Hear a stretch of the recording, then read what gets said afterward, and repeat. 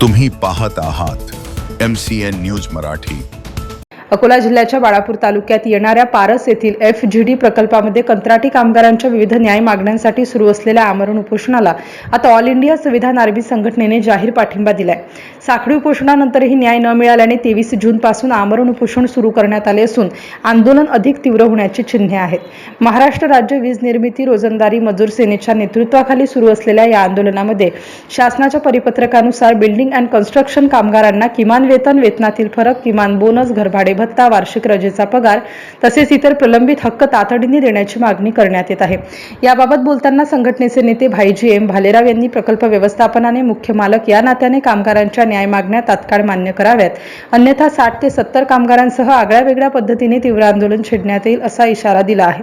दरम्यान संविधान आर्मीचे राष्ट्रीय अध्यक्ष जगनभाई सोनवणे यांच्या आदेशानुसार अकोला जिल्हा संविधान आर्मीने आंदोलनाला अधिकृत पाठिंबा जाहीर केला आहे।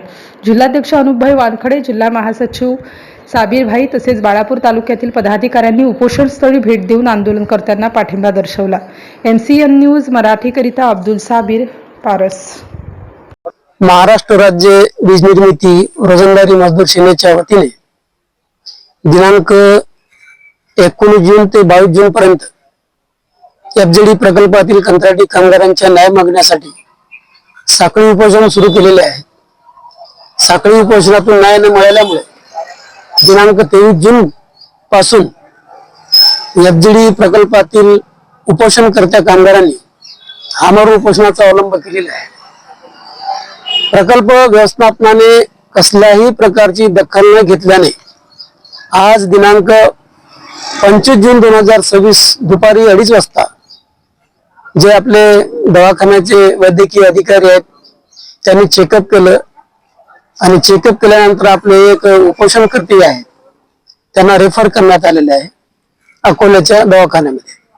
तर ही दयनीय अवस्था, हा अंत पाहता प्रकल्प व्यवस्थापनाने वेळीच जर दखल घेतली असती तर कदाचित हा प्रसंग टळला असता।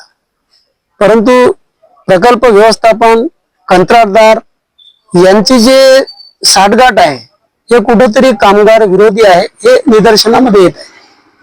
4 जूनला आम्ही पत्र दिलेलं आहे, 15 दिवस झाले की आमच्या आंदोलनातील न्याय मागण्याचे रस्ता आहे ते सोडण्यात यावे, अन्यथा आम्ही आंदोलनाचा मार्ग स्वीकारणार आहोत। तर शेवटी तोच प्रकार झालेला आहे। म्हणून आम्ही आमच्या न्याय मागण्यासाठी आमचे आंदोलनवीर हे आमरण उपोषण करत 3 दिवस झालेले आहेत आणि एक आमरण उपोषण करता सध्या स्थितीमध्ये अकोल्याच्या शासकीय रुग्णालयामध्ये दाखल केलेले आहे। आमच्या मागण्या आहेत की FGD प्रकल्पातील कंत्राटी कामगारांना महानिर्मिती प्रकल्पाचे वेतन देण्यात यावे, त्याच धर्तीवर किमान वेतनाचा फरक देण्यात यावा, HRA हे कंपल्सरी आहे तर घरभाडे हे कंपल्सरी असल्यामुळे सर्व कामगारांना देण्यात यावं, बोनस 8.33 आहे हे सुद्धा देण्यात आलेलं असलंच पाहिजे, कारण ते महानिर्मितीच्या परिपत्रामध्ये नोंद आहे।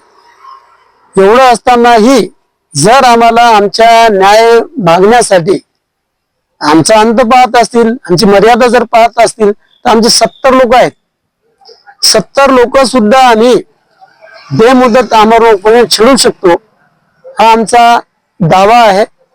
म्हणून प्रशासनाने अंत न पाहता कामगारांच्या न्याय मागण्या तातडीने सोडण्यात याव्या ही आमची संघटनेची मागणी आहे। तर आज दिनांक 25 जून 2026 रोजी कामगाराची दखल घेत संघटनेच्या वतीने जे आंदोलन चालू आहे त्या आंदोलनाला संविधान आर्मी, जिल्हा अध्यक्ष, जिल्हा महासचिव या सर्वांनी संघटनेच्या आंदोलनाला पाठिंबा दिलेला आहे। त्यांचं आम्ही मनापासून अभिनंदन करतो, त्यांचं स्वागत करतो।